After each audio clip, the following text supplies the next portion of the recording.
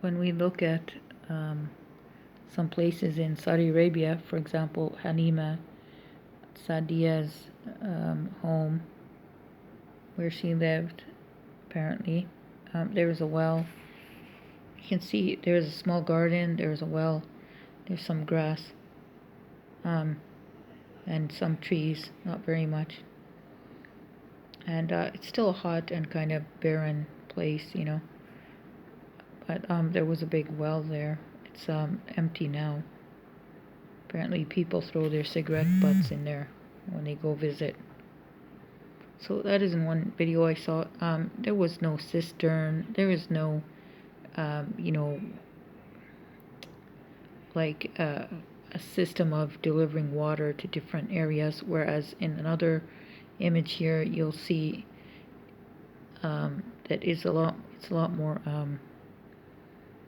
I would say, Greco-Roman style of, an invention that probably was built by Romans in Petra, and it has nothing to do with, Bedouins who were Nabateans, or, the Nabateans who were apparently Arabs, according to Dan Gibson. I think Nabateans probably were just moved in after, because you can see these this family of Nabateans. They're called they're Bedouins who lived in Petra, who still live in Petra. They've only lived there for about less than 200 years, maybe 150 years. So they were not originally there. They decided to immigrate to Petra, and they live a very simple life. They were living in caves until the government forced them out to live in a city called, it's a city that the government built for people in Petra, and kind of forced them out of their desert homes, in caves and so on. So some of them really prefer to stay in caves or in homes they made for themselves in tents and so on. And they work as, tour guides and so on, or translators. So that's what they do for a living, and probably they are not very wealthy or anything.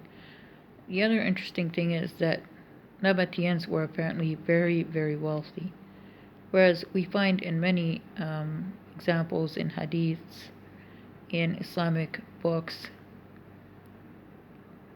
that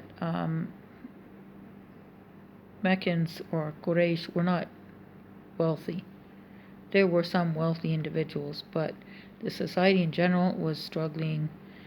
They didn't have enough at times to sustain themselves.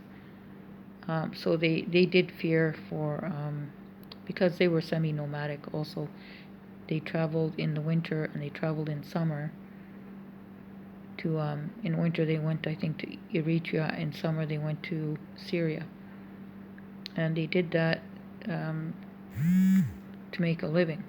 So there was not enough in Mecca to make a living. Therefore, it seems obvious that Petra was not the area where the Meccans lived, because Petra had abundant, water when it existed. It was, if you go today, the new inhabitants of Petra don't even know how to. It's like they're struggling just to find water themselves now. So apparently in the past it was not like that at all.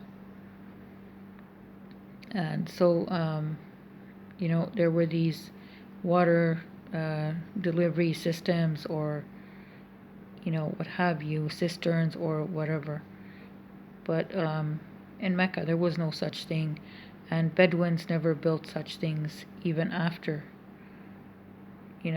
Although they can see those really grand buildings and stuff, but they never made things like that. They lived in caves, even though Petra has these, tombs and buildings. They never tried to imitate such things.